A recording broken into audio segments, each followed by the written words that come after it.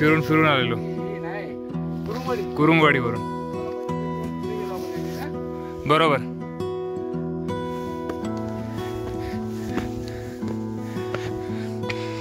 तर साधारण त्या तिकडे खाली गाव आहे आणि असं पूर्ण फिरून आलेलो आहे. इथे पहिल्यांदा पायरी लागले आणि सोपा श्रेणीतला ट्रेक आहे. तर इथे बांधकाम, बुरुजाचं बांधकाम दिसतं. बुरुजाचं एक महादरवाजाचं काम दिसतंय. नुकताच दसरा होऊन गेला त्यामुळे फुलांचा अजून पण ताजेपणा दिसतोय. जर हा आपण एक द्वार समजलं तर इथे एक पहारेकऱ्यांसाठीची जागा आहे.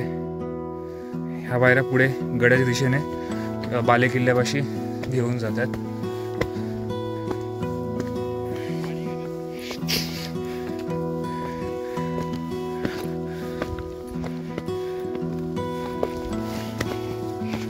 आणि वाटेत जे काही नजारे लागलेत ते मी ह्याच्यानंतर शेअर करेन. दुर्ग केंजळगड आणि ही एक जुनी गुहा आहे. तिथे पण काहीसं बांधकामासारखं दिसतंय, पण एक 10 ते 15 मीटर आतपर्यंत गुहा आहे आणि अजून पण आहे त्या स्थितीमध्ये आढळते. तर या इथे थोडं पुढे आलं तर इथे कातळात कोरलेल्या पायऱ्या आहेत आणि इथे पण बांधकाम दिसतंय आणि इथलं बांधकाम ढासळलेलं असं जाणवतं, कारण हे पूर्ण ढासळलेलं दिसतंय.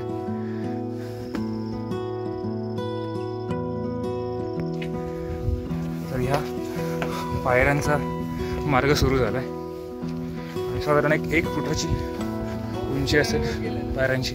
हां केला ना, आठवण आहे माझ्याकडे. कॅमेरा तुटलेला माझा, हा आपला ॲक्शन कॅमेरा, तेव्हापासून जो खराब झाला आहे.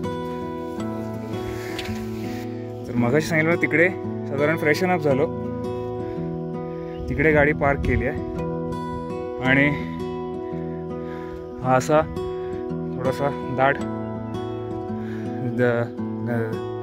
हिरवळीमधला रस्ता आहे. साधारण जो पायऱ्यांचा रस्ता तो इथे येऊन संपतो आणि इकडनं पुढे सुरू होते ती बालेकिल्ल्यावरची सफर. जसं आपण येतो तसं इथे एक मंदिराचं रिमेन्स किंवा एक अवशेष आपल्याला दिसायला हे आपल्या नजरेत पडतात. इथे जांभ्या खडकांचं दगड आणून रचलेले आहेत. मे बी मंदिराचा जीर्णोद्धार करण्याचा इथे प्रयत्न आहे. पुढे ह्या पायऱ्या अजून वरच्या ठिकाणापर्यंत जातात. हा इथे चौथरा आहे. मे बी हा खरा इकडे सदर किंवा त्याच प्रकारचं काहीतरी बांधकाम असावं, कारण पुढे पण आतमध्ये पायऱ्या आहेत आणि वरती थोडंसं एका प्लॅटफॉर्मसारखं आहे. चहूबाजूला बघाल तर पिवळट रंगाची सोनकीची आणि मिकी माऊस, त्याला एक्झॅक्ट नाव मला माहीत नाही की काय आहे, पण ही अशी काहीशी फुलं आहेत. नक्की डिस्क्रिप्शनमध्ये किंवा व्हिडिओमध्ये मी टेक्स्ट ॲड करेन त्यांची नावं काय आहेत. पण जशी म्हटलेलं सोनकीची कमी आणि यामध्ये इतर फुलं म्हणजे जी मिकी माऊसची फुलं आहे ती पूर्ण पसरलेली आहेत आणि फार छान निसर्ग अनुभवता येतोय. म्हणजे असं कास पठारला पण पाहायला मिळतं, पण तिकडे विविध रंगाची शेकडो फुलांच्या प्रजाती आहेत. तेच इथे एक 5 ते 6 प्रकारची फुलांची प्रजाती पाहायला मिळतात. सो जे किल्ले आहेत ते फक्त संरक्षण वगैरे साठी पण आहेत, पण इकडचं निसर्ग जपण्यासाठी किंवा इथला जे राहणीमान आहे ते दर्शवतं. किती सुंदर आहे. आणि जे आता आपण अनुभवणार आहोत ते सह्याद्रीमध्ये फार कमी ठिकाणी पाहायला मिळतं. पूर्णच सोनेरी चादर पसरली आहे.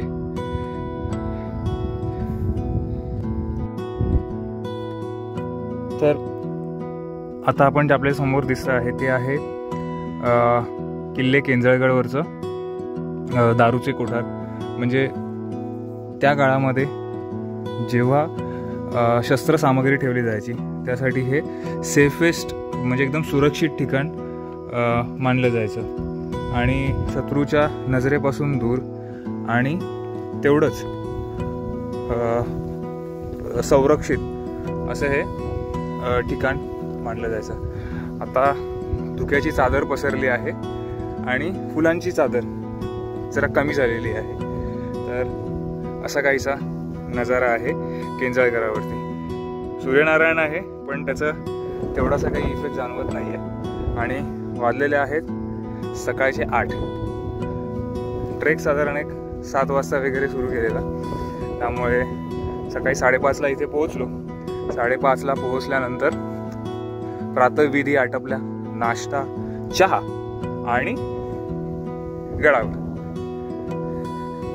सो असा काहीसा नजारा आहे. हा ट्रेक झाल्यानंतर लगेचच जाणार आहोत ते रायरेश्वर पठाराकडे आणि तिकडचा अनुभव आपण पाहणार आहोत किंवा घेणार आहोत.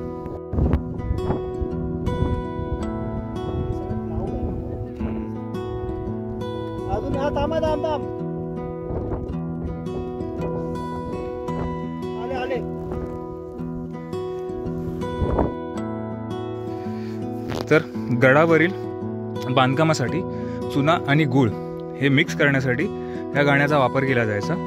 मध्ये खुंटा रोवला जायचा लांब असा. त्याच्यावरती व्ही शेप म्हणजे व्ही शेपचं एक हे असायचं. त्याच्यामध्ये ठेवून मग ह्याला लावून ह्याला एक खोड जोडून त्या आकाराचं त्या मधल्या सेंटरच्या आकाराचं एक खोड जोडून बैलाच्या साह्याने ते गोल गोल फिरवलं जायचं. चुना आणि गुळ मिक्स झाला की ते बांधकामासाठी वापरलं जायचं.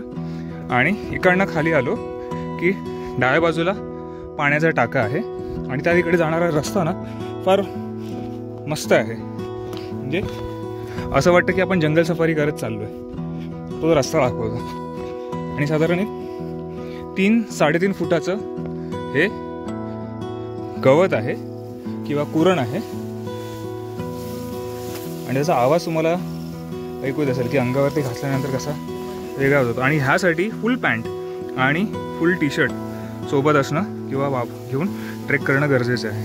कारण कीटक आहेत, वनस्पतीवरती वेगवेगळे जीव आहेत, त्याच्याने आपल्याला त्रास होऊ शकतो. हो, पाण्याचा टाका राहिलंच.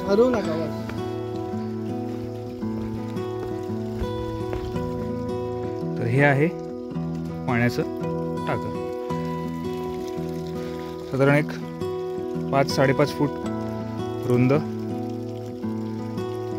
आणि 3-3.5 फूट आयताकृती असं आहे. खोली साधारण एक अशी 1-1.5 फूट दिसते, पण गाळ काढला तर कदाचित 4 फुटापर्यंत जाऊ शकेल. तर छोटे झरे आहेत आणि इथे पाण्याचा टाका आहे.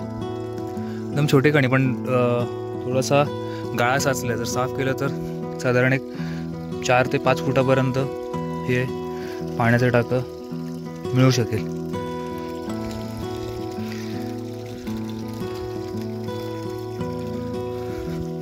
ह्या इथे उजव्या बाजूला, या टाक्याच्या उजव्या बाजूला तटबंदी आहे त्या तिथे.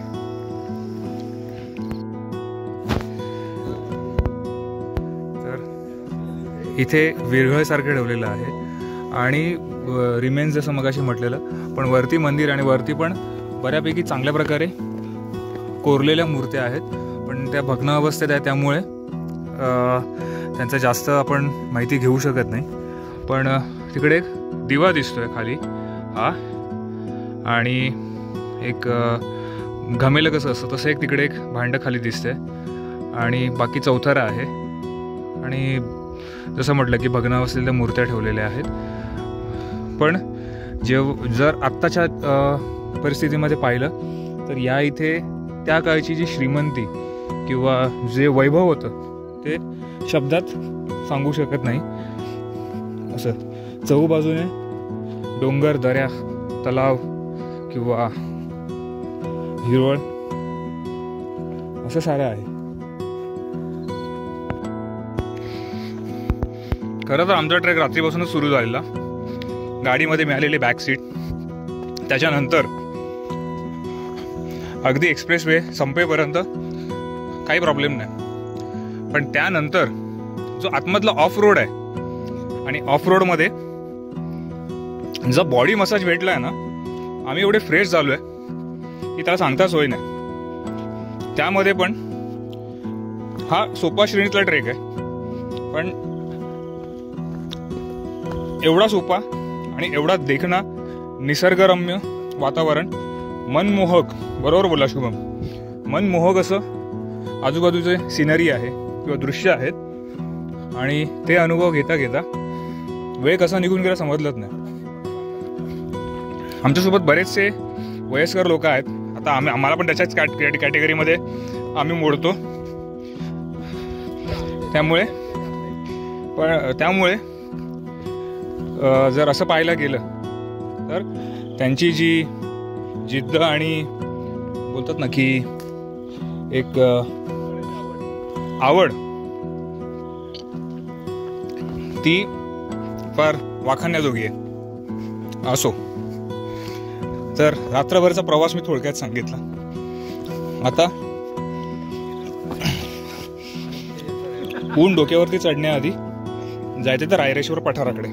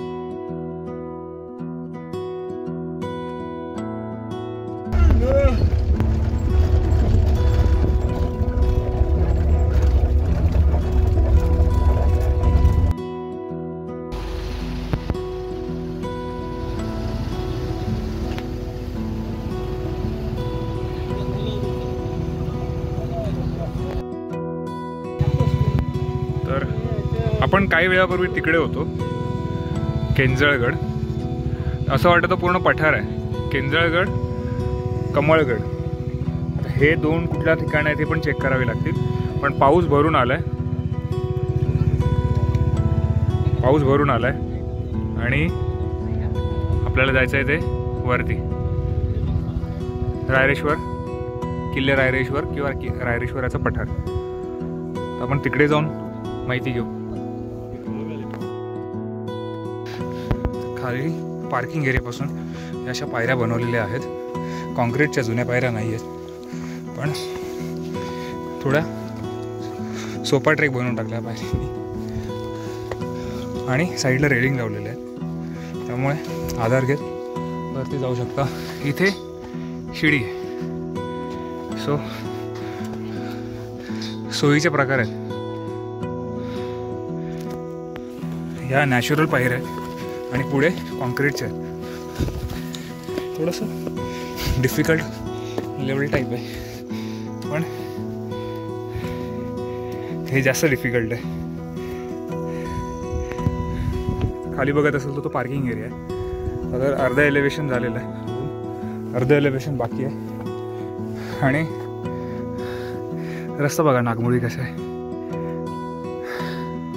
सुपर. म्हणजे असा हा तिकडे जातो सरळ, तिकडनं खाली, तिकडनं सरळ गेला तो वर किंजळगड, कमळगड आणि सुपर सिनरी.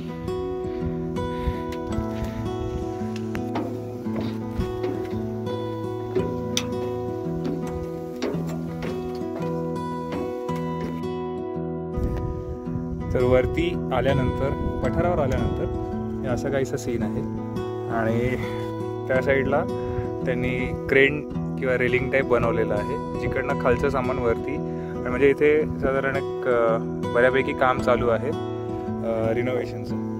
सो हा असा काहीसा परिसर आहे रायरेश्वर किल्ल्याचा किंवा रायरेश्वर पठाराचा. किल्ला पुढे आहे, पुढे गेल्यानंतर आपल्याला त्याची माहिती मिळेल.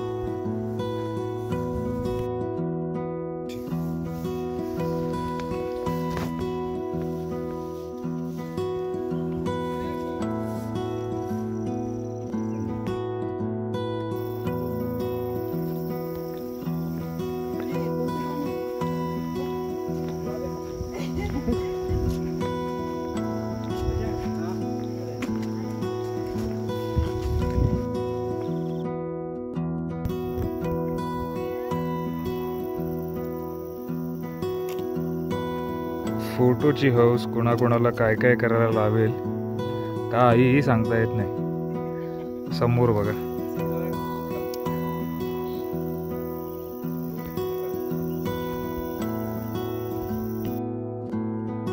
अशी वाट पाहिली की समोर असलेली फॅमिली निघेल आणि आम्ही एकदम कोणीच नसणारं असं फोटो वगैरे घेऊ. सोनकीची फुलं आहेत, बाजूला गुलाबी रंगाची फुलं आहेत, नाव माहीत नाही आहे. हां, तेरडा. आता काय नाही माहीत आहे, पण जे माहिती आहे तेरडा, कुरडू अशी फुलांच्या प्रजाती आहेत.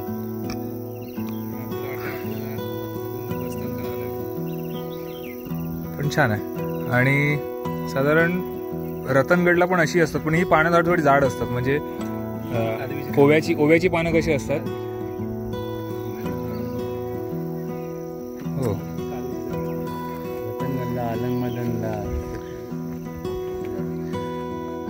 असं आहे. तर आता घर जवळ आलंय आणि इथना आता फोटो घेऊ, फोटो याच्यानंतर टाकू.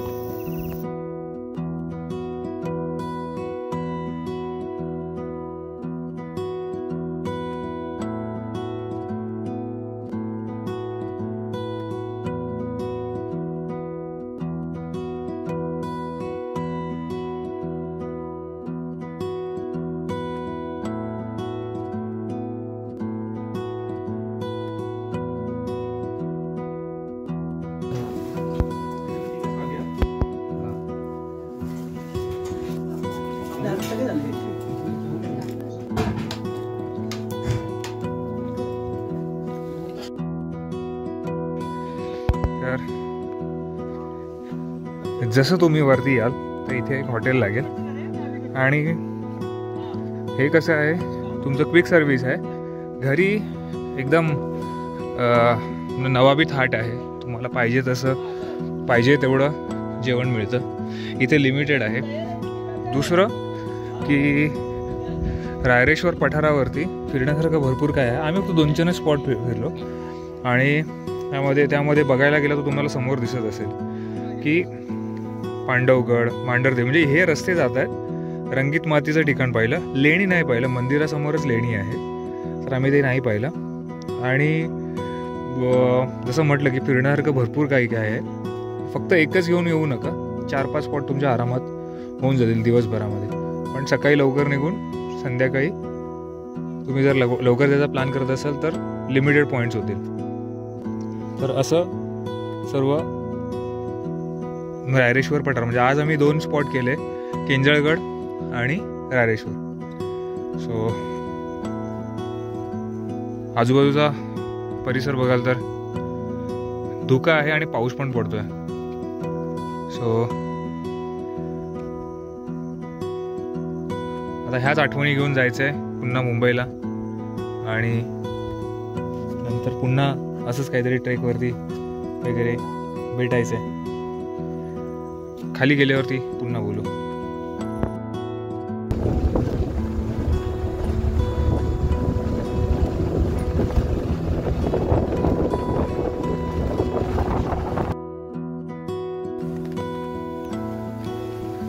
समोर आहे तो नेकलेस पॉइंट.